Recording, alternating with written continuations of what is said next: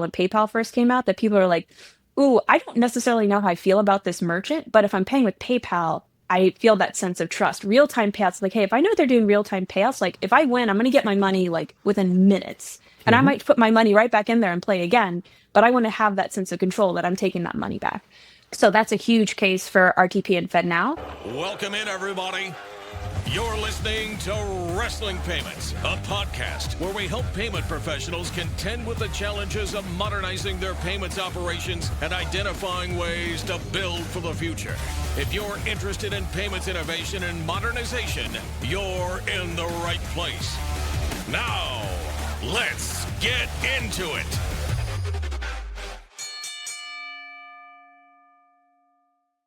Hi, this is Joe Casali bringing you Wrestling Payments. I'm pretty excited today. There's a couple of topics in the industry that are up and coming, and when they're mentioned, you go around the room and say, "Oh yeah, I know what that is."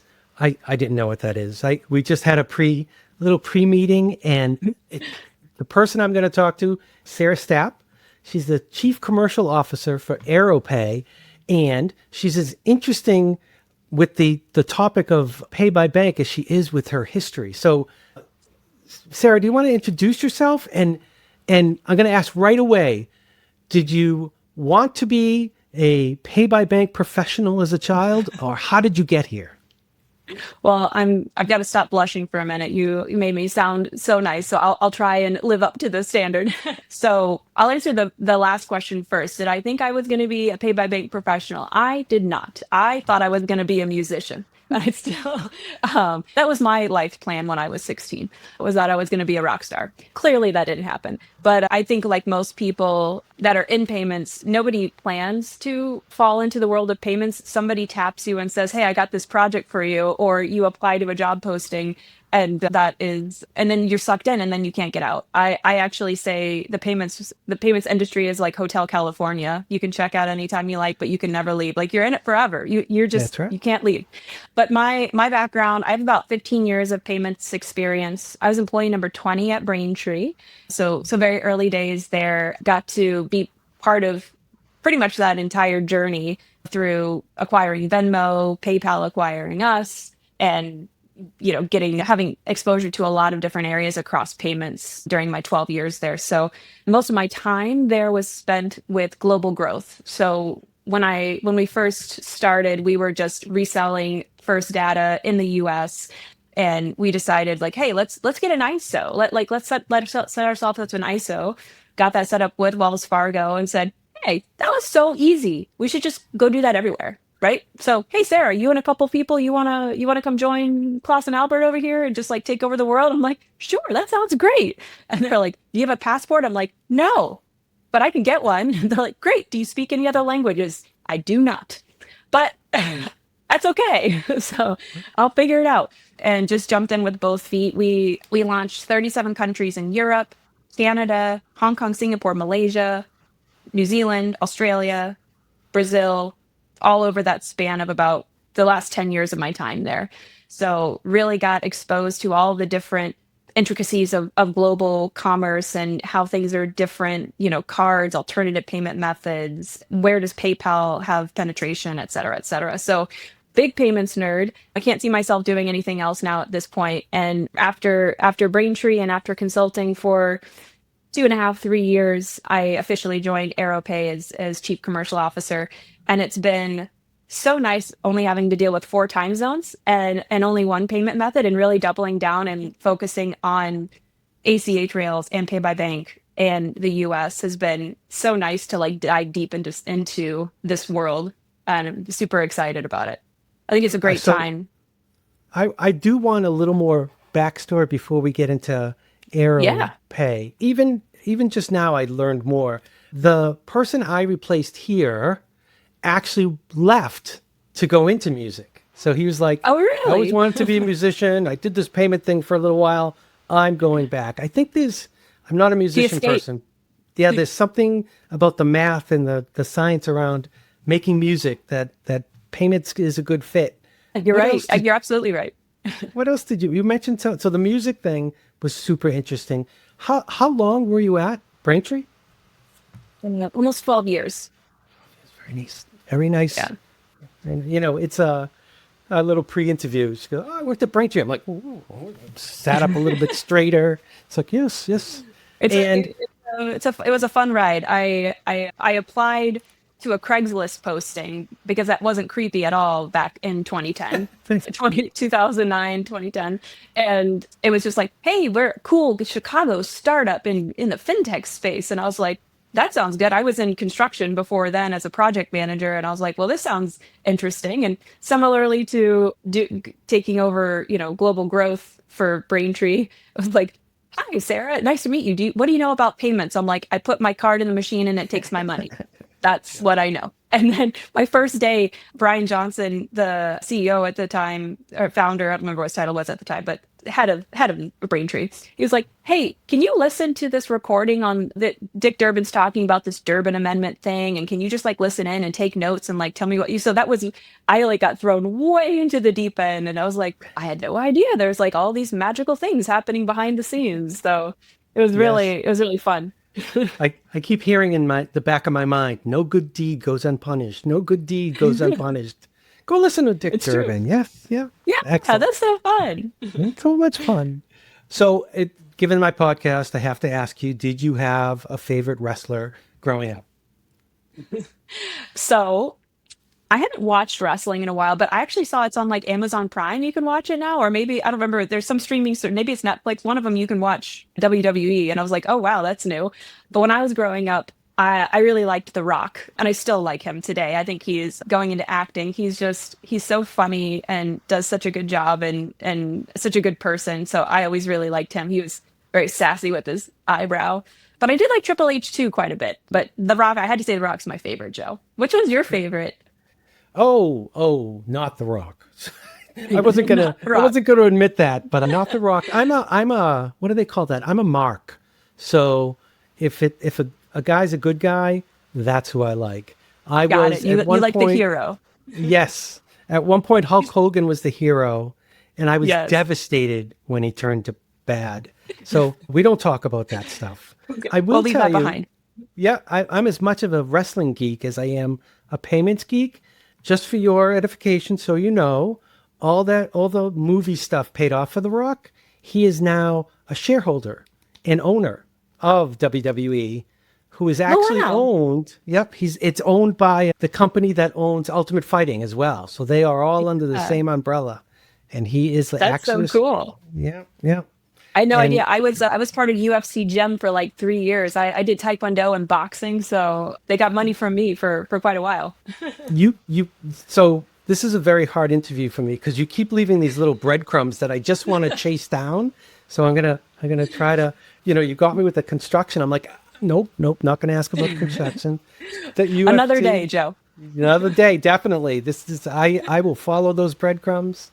So let's talk about. I want to talk about pay by bank. I also want to talk about Aeropay and whatever order you want to talk about them in. I wasn't familiar with Aeropay until we talked about an interview. So either way you want to go, I would love to hear your story. Yeah, no, absolutely. So I think I'll start with, let's define pay by bank, because I think you when you started this, Joe, you was like, oh yeah, I totally know what pay by bank is. And then you realize oh, I know people are saying the word pay by bank, but do I actually know what it is? I don't know if I actually know what it is. So would love to give you my definition in a nutshell. If I was in an elevator with you, Joe, and you asked me, quick, what's pay by bank? It is a modern way to pay with your bank account. And obviously pay by bank seems pretty self-explanatory. In the US, we actually haven't even decided what we're going to call it in the US. In Europe, of course, it's open banking, and there's the open banking protocols and standard APIs and all that. We don't have that here. It is a lot of people in the industry that are trying to move in that direction, and banks are starting to get on board. FDX, there's lots of people that are pushing for this, right? The banking cores and all of that. But we're in the US, it's still slightly different. But pay by bank is understood, I think, by most people in a layman's sense, right? Of I'm paying with my bank. That's pretty simple. But it's not, to me, it's really the technology and the data that really make pay by bank, one, I think the future, the next future big payment in the US that it's already here in certain verticals, but I think we're going to see that expand into different use cases and verticals in the future. But it's using data, and it's using technology like your mobile device so that consumers can pay where they want to pay, right? And how they want to pay in a way that they're very comfortable with.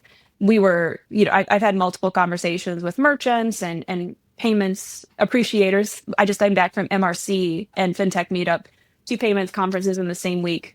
Whew, was a lot. But I think there was at least 3 or 4 panels at MRC with Pay by Bank as the topic. So it's definitely something that people are talking about. And I'm really excited to be here with you chatting about it, because I think the more education on on folks that are in the payment industry as well as consumers is how we're going to see the adoption, because we don't have the regulatory push like Brazil had with PIX, right? And we don't have the standardization like Europe has. So it's really, and short of any massive change, which I don't think we're going to see as far as regulatory push or standardization for a while, it's that combination. But that's really where it's at the end. I think thinking about it, how it looks to a consumer is the best way that I can describe it to people. It's like, think of you're checking out on your phone, as we all do. I can't remember the last thing I brought on the web, minus like maybe some tickets, like airplane tickets I think I bought online, but most of the stuff we're on a mobile device or a web, right? We're in the checkout experience, and you've got credit cards, you've got PayPal, you've got Venmo if you're in the US, and then there's Pay by Bank, open banking, pay ACH, whatever they're going to call that, right? Pay by Bank is taking you out to where you're credentialing in with your bank, your actual bank login. So you're choosing, I bank with Chase, I bank with Wells Fargo, Bank of America. You're logging in with your bank account, user login and password, or biometrics, depending on your bank. You're linking that bank account and saying, yes, I'm authorizing you to take that $200 for that beautiful guitar that I got a steal on right there for $200, and please take my money. And then that transaction is happening on ACH rails versus going out to the card networks. But to a customer, it's very similar, to what they would experience on like an Apple Pay or cards once they've got their bank accounts linked. It's just that's the instrument I want to use. Can let me just jump in for a second, because I am, I was faking it when I said, "Oh yeah, Pay by Bank. I know all of those words." Yeah.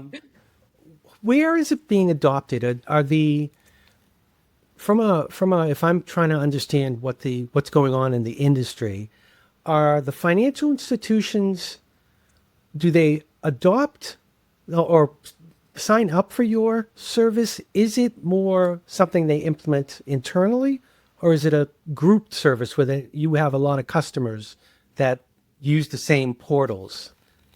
It's a great question. Yeah, no, absolutely. It makes total sense. So we, as Aeropay and other people that are providing pay by bank services, and that can be like within a PSP, or it can be a standalone pay by bank provider, we are working directly with merchants in our world. So they're doing an integration into Aeropay, and then they are enabling that in their checkout flow. But there's lots of layers, as you know, to a payment stack. Some people will use a hosted checkout solution or a one-click checkout. And so you can find us cropping up in those areas like payment orchestration, models and things like that. So we can be in a lot of different levels of the payment stack. But for most of our merchants are coming to us today and saying, no, I want Pay by Bank on my checkout flow because it's saving me money. I'm not dealing with chargebacks. My authorization rates are low because I might be in a high risk industry, and I want my money faster. Like all of these reasons why I want Pay by Bank. Please give me Pay by Bank. I'll do the integration. But financial, we are seeing fintechs and other folks that are really starting to like, what you got there?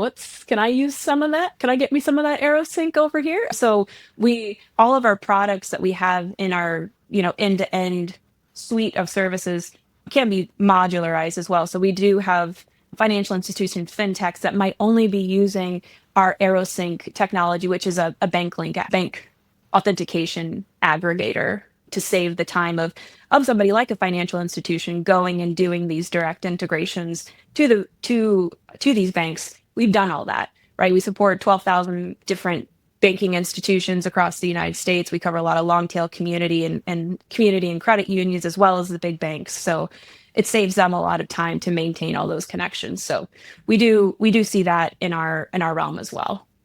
You use some of my favorite words that I've never told are my favorite words. You used payment stack.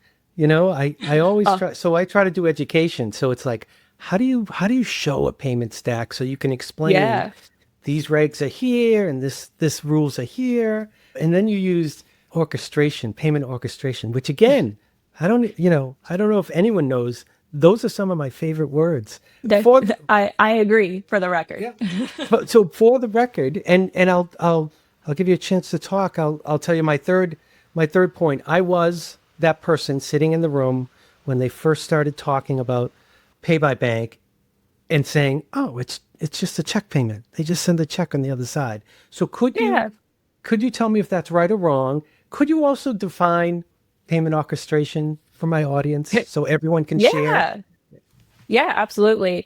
So the first question, it is not just a check, right? This is actually what we're doing is providing, files to the banks to say, send money here, right? So it's a direct bank transfer. It's not checks. And one of the interesting things of why people say, well, why, Sarah, why pay by bank in the US now? Like, why not 5 years ago? Why not 10 years ago? Why is everybody ahead of us? And there's obviously, we chatted about a little bit. There's a couple of reasons why: regulatory and technology, but even above and beyond that, they had faster payments in Europe for years, right? And we were excited about same day ACH back at, as it 2015, 2017, something like that, right? So I was like, woo, we did a same day ACH. You could only do $25,000, but we did it, right? And now we're excited about sending a $1 million or a $10 million transaction on RTP and FedNow, and our friends, across the pond are like, cool, that's great. But it's, part of it's the rails, right? It's like you need that speed to have this mobile experience. And not to get too nerdy, but I'm going to, is, the speed, I think, actually makes this a lot more compelling and interesting, where it was not years ago, because 3 to 5 days is a long time to not know where your money's at, and somebody trying to claw that back or something happening, right? It's a risk factor. So anybody that's in a fraud or a risk capacity in any payments role will tell you, shorter time to delivery is better, right? Whether you're selling a product or a digital good or something like that. Same thing in our world, right? The less time that we know that we're waiting for something to go to point A to point B is better. So to me, that's really what is different now with all of this innovation happening in the US via these ACH real time, FedNow and RTP rails. We're able to move money faster. The payment orchestration definition is a very interesting one. I think it means different things to different people, but to me, and I think standardizing this would be helpful. I'm fully supportive if we want to create a community advisory board, Joe.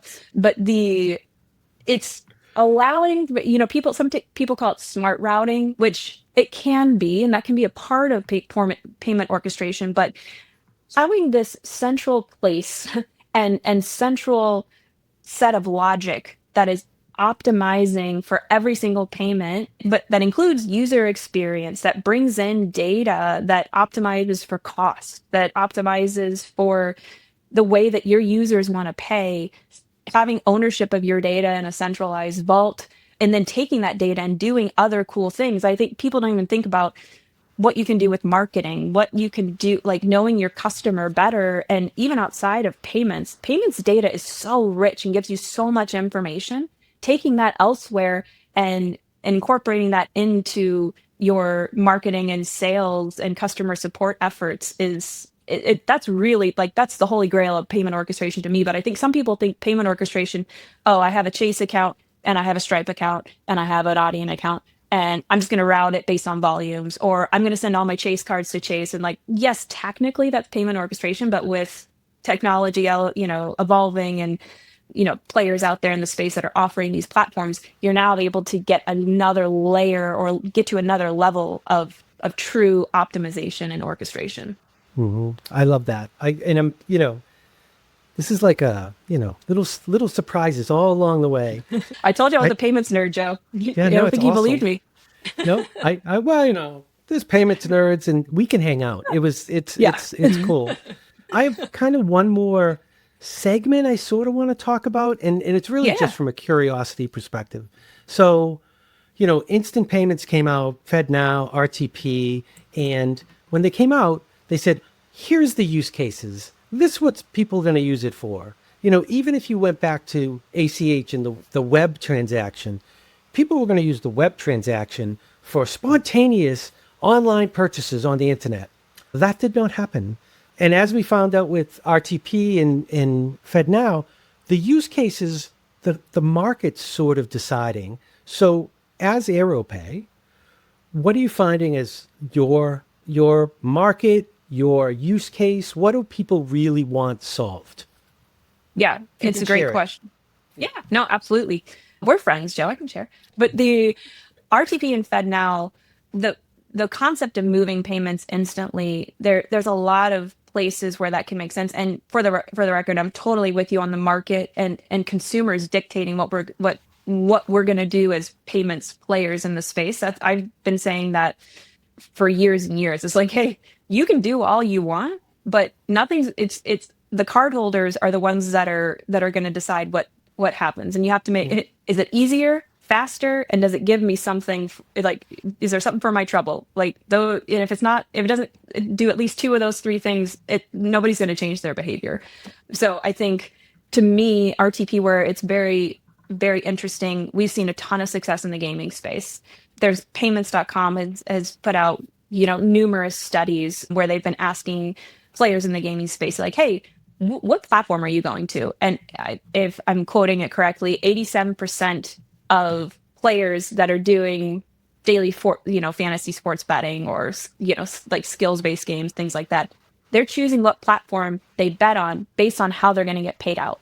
So they're saying, hey, I don't want to get a check 7 to 10 days in the mail, or I don't even want to wait 3 to 5 days, especially with all these new platforms that are coming out. It's not the same, but it's similar to PayPal. When PayPal first came out, that people are like, ooh, I don't necessarily know how I feel about this merchant, but if I'm paying with PayPal, I feel that sense of trust. Real-time payouts, like, hey, if I know they're doing real-time payouts, like if I win, I'm going to get my money like within minutes. And I might put my money right back in there and play again, but I want to have that sense of control that I'm taking that money back.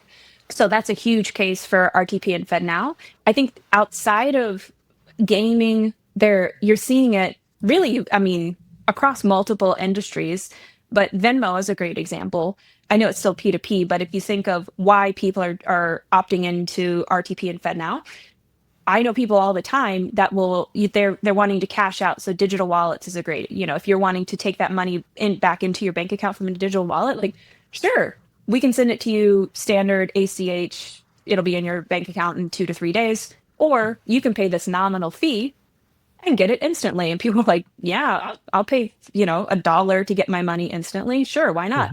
So that's been another huge use case. Where I'd like to see more of it are other places where people are expecting their money and they want, either from a cash flow perspective, you're accepting a payment on you're a landscaping company or something like that, right? And you're getting a payment from a platform or something, and you want that money in your account right away because you got people to pay, right? So there's that, and in insurance as well.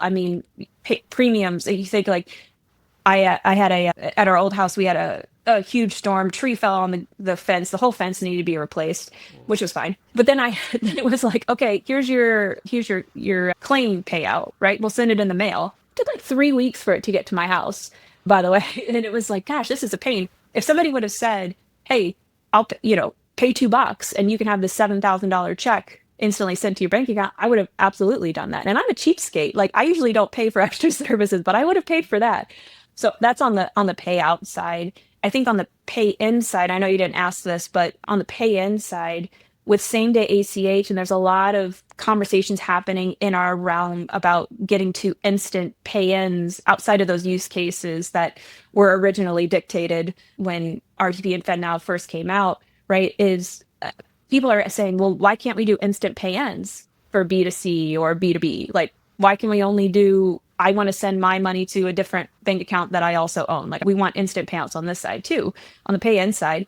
Since we're not there yet, guaranteed ACH is very compelling in a lot of these markets as well. Digital wallets, gaming, anywhere where you want to give a consumer instant access to their money so that they can do something with it. Either play. Did you say guaranteed ACH? I did. Guaranteed ACH. What's guaranteed ACH? I'm so glad you asked, Joe. It's not, this isn't just an Aeropay term. It's used throughout the industry, but non-guaranteed ACH is like, hey, we'll process the ACH for you. But a lot of people, I don't think necessarily know this. So I'm just going to 30 seconds, Joe, if you'll allow me, especially people that are used to cards, like debit cards and credit cards. They're like, well, why would I need a guaranteed ACH? Right? I said, there's no sense of an authorization code with ACH, right? You don't get to earmark, and I oversimplify, but it's like with an authorization with a credit debit card, it's, merchant saying, hey, this consumer said they were going to pay me $75. Can you just keep that $75 on that available credit? That's mine. And the issuer looks at their notes and says, yep, we've marked you down for $75, right? And then when you go to capture that, they're like, oh, right, this is the authorization code. This is their $75 in the back. It's not like that in ACH world. So there are inherent risks with money not move. We talked about money moving faster, right? Like over the weekend, money doesn't move. And there's times, bank holidays, money doesn't move. So guaranteed, in a non-guaranteed world, it's, hey, I'm going to try and process this transaction for you. But when I actually go to process it, that person may have swept all that money from their bank account. There could be, multiple reasons. There are codes, return codes are what they're called, right? So we might get similar to a decline code. We're getting return codes that says, actually, that didn't work. Sorry. And so in a non-guaranteed world, the merchant's responsible for those funds, and they're going and trying to recover the money.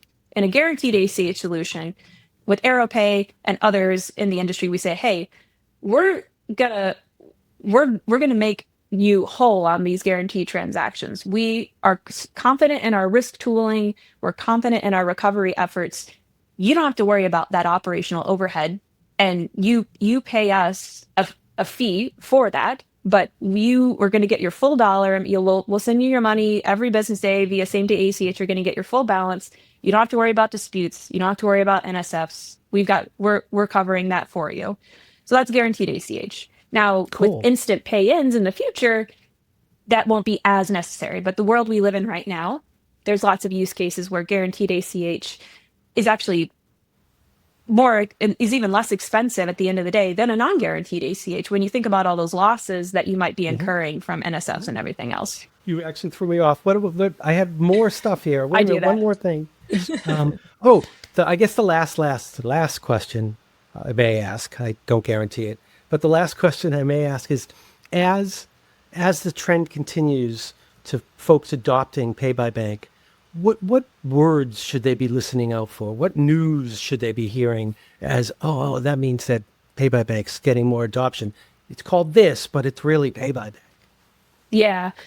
There's the B2C world, and that's really what we've been focusing a lot on. There's a lot of things happening in the B2B world as well, as very big dollar amounts, right? Big money's moving around. And that is interesting, and it's exciting benchmark to kind of be like, oh, wow, we had $100 million were processed in 2024. A lot of B2B stuff. For me, what I'm most excited about is getting this adoption on the consumer side. So the more merchant, where you're seeing that come up more with merchants that you spend money with every day, like that to me is very interesting as a data point to look out for. But I think, FDX is supposed to be working. There's been a little bit of shakeup with various governmental bodies we're kind of waiting to see what happens there. But outside of that, FDX was charged with, trying to standardize and create these protocols and processes and procedures. So I think that's definitely a place where we're paying close attention to. I think our RFP, request for payment, that's that instant pay-in solution. So they're, hearing from people who are pushing that innovation out to different use cases is very interesting to me.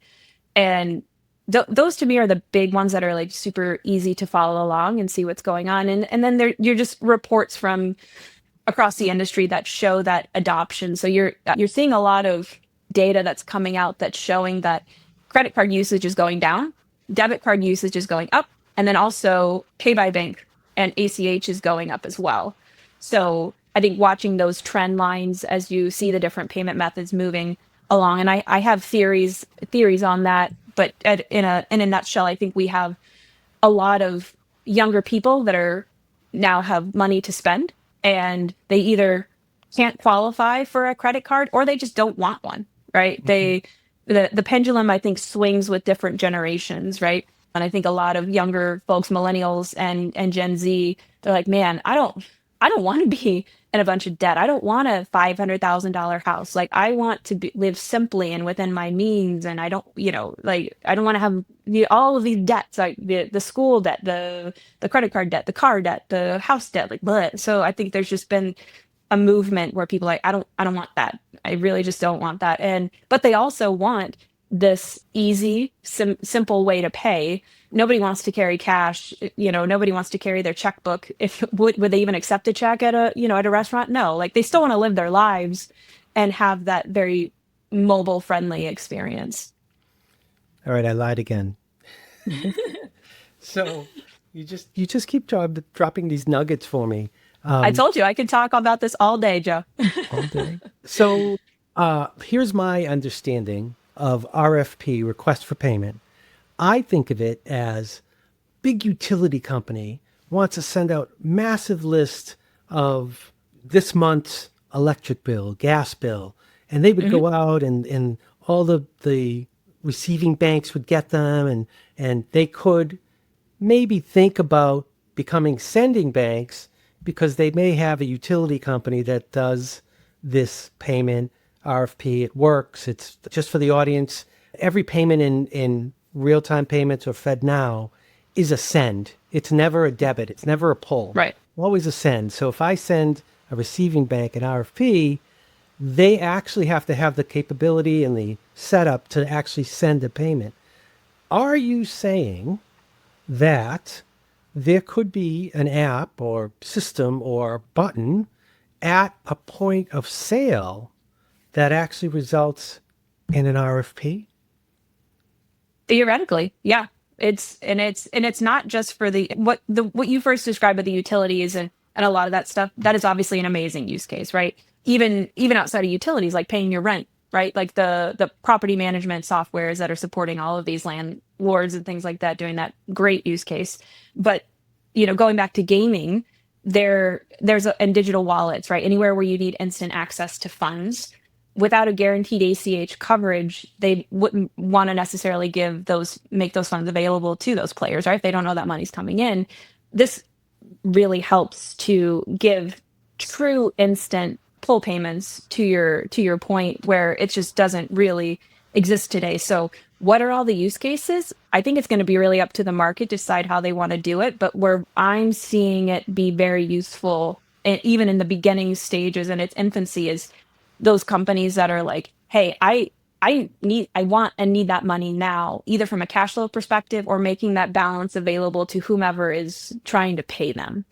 But I'm not Nostradamus. I have been wrong. I thought buy now, pay laters were not going to be a big thing. I'm like, who's going to buy like $20 worth of stuff with a buy now, pay later? That's so dumb.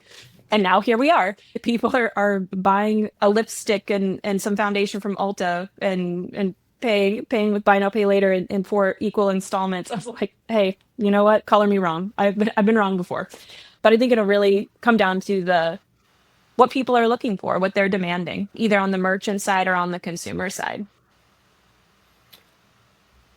I'm going to stop talking because I think this is the first time I've had the thought that, wow, we could actually have a show where we just talk about payments, unedited, unscripted, and just go, because that buy now, pay later thing, I am with you on that. I was dead wrong. I'm not biting on that one. Well, if you need a co-host, I feel like I can probably help you out. My dad was a radio DJ in Houston for like 25 years, so I come from a pedigree of people that talk. You are either my best friend or my worst nightmare, because I would be talking to you for hours. What? Did He we was just a become best host? friends, Joe? Yes, we could be. Maybe I think we we just did. became best friends. Yes. That Well, if you happens. ever need a co-host, you can be Conan. I'll be whoever that other guy was. The other guy. Happy to be the Robin to your Batman if you ever need some backup. But I That really sounds like appreciate fun. you bringing me on board. And if you ever want to dive deeper into Pay by Bank or even just the broader payments landscape, I'm totally down, because I think there's just so much stuff happening right now, and really just paying attention to, we didn't even get to talk about the payment stack really as much as I would have loved to have talked about, like, where does this fit and everything. So this has been a blast. Best part of my week, Joe. Excellent. Me too. This is so much fun. I have to keep stopping myself from asking. We'll see how we'll maybe set up a part two. Absolutely. Excellent. All right. Well, thank you for joining me. Thank you, Joe. On behalf of NEACH, your trusted resource in payments, and our guests, I'd like to thank everyone for tuning into the podcast. If you've enjoyed this episode and want to hear more about payments innovation and modernization, you can find the Wrestling Payments Podcast on the podcast page of NEACH.org or wherever you subscribe to podcasts. Just search for Wrestling Payments in your podcast app. Thanks for listening.